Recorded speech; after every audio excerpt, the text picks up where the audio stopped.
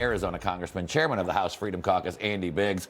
Good morning to you, Congressman. So it's a 1,000-page bipartisan bill. It includes money for the Departments of Defense, Labor, HHS, and Homeland Security. And that's where the rub comes with Democrats. Do you think you guys have the votes to get this thing out of the House and over to the Senate?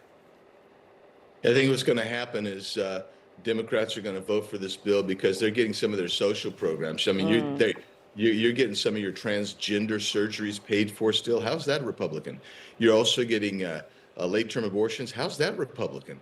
So it's going to be one of these so-called bipartisan deals. Even though they're PO'd about ICE being funded, they're getting some of their other wish lists going on. So I would imagine Democrats vote for this thing and make up the difference when some Republicans like me look at it and say, wait a second, how is this Republican bill? I would say that they'll probably get their votes. And we're hearing a lot of things coming out of the Hill right now. Democratic Congresswoman Rosa DeLauro says that GOP leaders have promised to hold a separate vote on just the Homeland Security part of the package. Do you think that's the right move, if true? And should Republicans allow Democrats any opportunity to cut DHS funding? What do you think?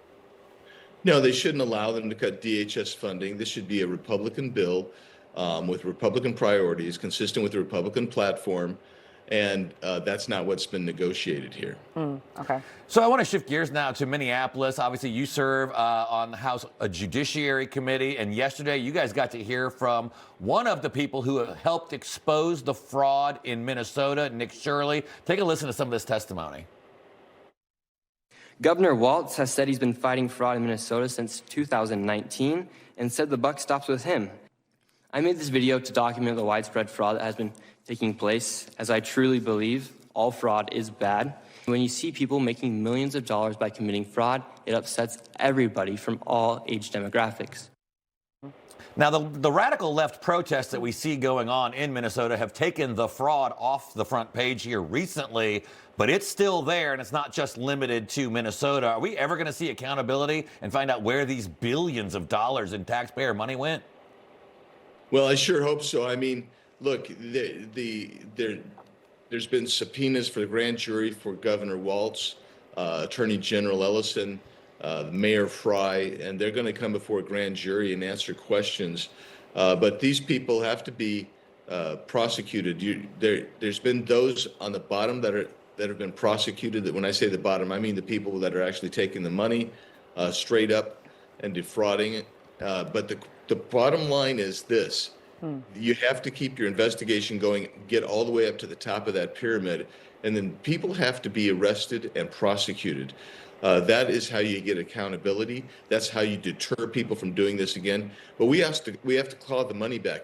But as Mr. Shirley testified yesterday, and others have testified before us, none of these groups that have had their money defunded right now by HHS, none of them have been able to prove that they're a legitimate business, not one.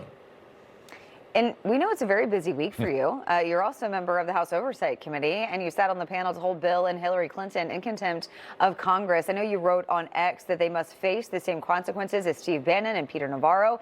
And quote, if they aren't perp walked, we will have failed the American people. Do you actually see that happening?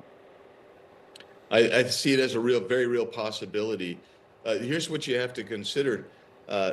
They've met the elements of a prima facie case already for criminal contempt of Congress, and that is that means that we should vote them out. That should happen today, quite frankly. That should happen today on the floor before the Republicans, and then it would go to the Attorney General, and the case is made. I thought the documentation was written very well for the committee, outlining the facts.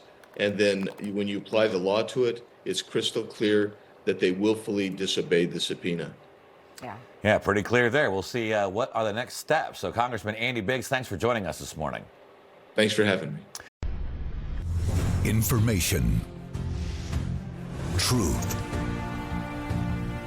is freedom. Is Newsmax. It's real news for real people.